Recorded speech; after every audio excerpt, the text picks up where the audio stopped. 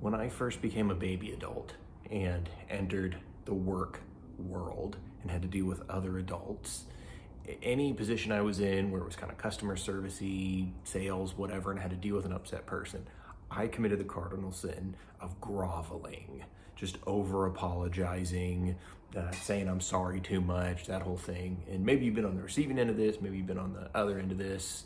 And I figured out after an embarrassingly long amount of time, truth be told, that what most people want is they just want their problem solved. Like, it's nothing personal.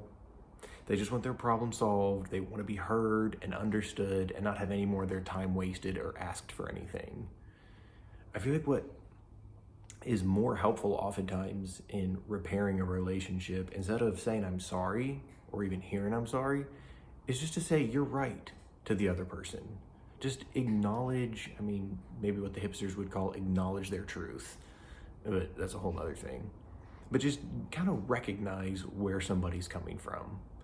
As I, like I said, kind of got older and a little bit more experienced, I found that if I just heard somebody out, acknowledged what was going on with where they were coming from, didn't try to defend myself, didn't even apologize usually, just solved the problem. Yeah, you're right. This was our mistake. Made a bigger inconvenience for you. And, we're going to do whatever we can to solve it, X, Y, Z, kind of fill in the blanks. But just the general idea is what people want to be heard and understood and respected more than coddled or placated.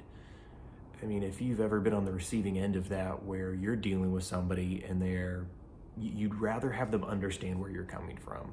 You'd rather have a little bit of acknowledgement of, oh yeah, I can see how, this happening created that outcome for you, but instead they just want to apologize over and over and over. And kind of based on what I believe of human nature, the reason I think that, first of all, I'm going to say that I think that's really pretty unquestionable or undeniable. And the reason I think that is the case is, number one, like I said, we're all ultimately kind of prisoners in our own subjectivity. And so having somebody acknowledge and recognize the reality of your experience goes a long way in building that, reconciling that bridge, rebuilding any sort of broken connection. And second reason is because I think a lot of guilt and saying I'm sorry, it's really a continuation of a self-centered sentiment, a self-centered sort of position or narrative that somebody may be coming from.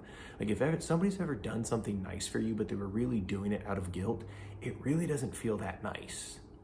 It feels more manipulative. It feels like they're trying to get something additional from you rather than whatever sort of problem you're having to deal with, feeling you're having, what have you, become the main focal point of the interaction.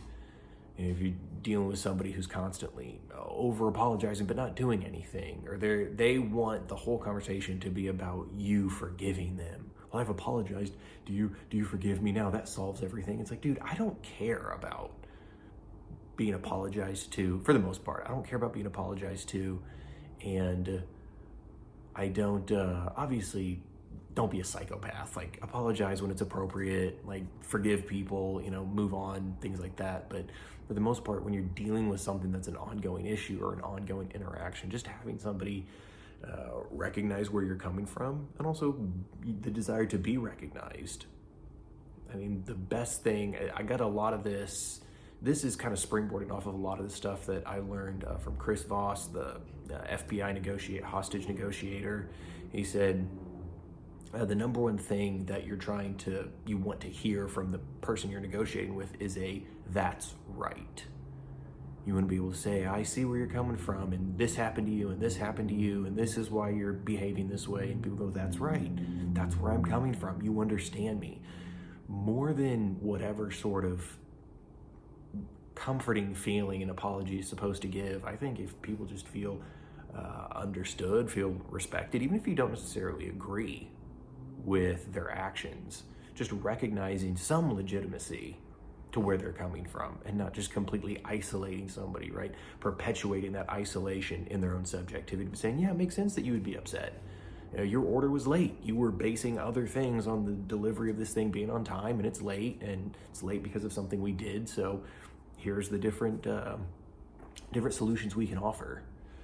And I think the same goes on the receiving end. Having somebody just acknowledge and say, yeah, I see why you feel that way, or I see where, there could have been a misunderstanding there.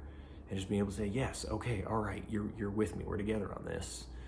Because again, I don't personally believe that self-loathing and self-deprecation and these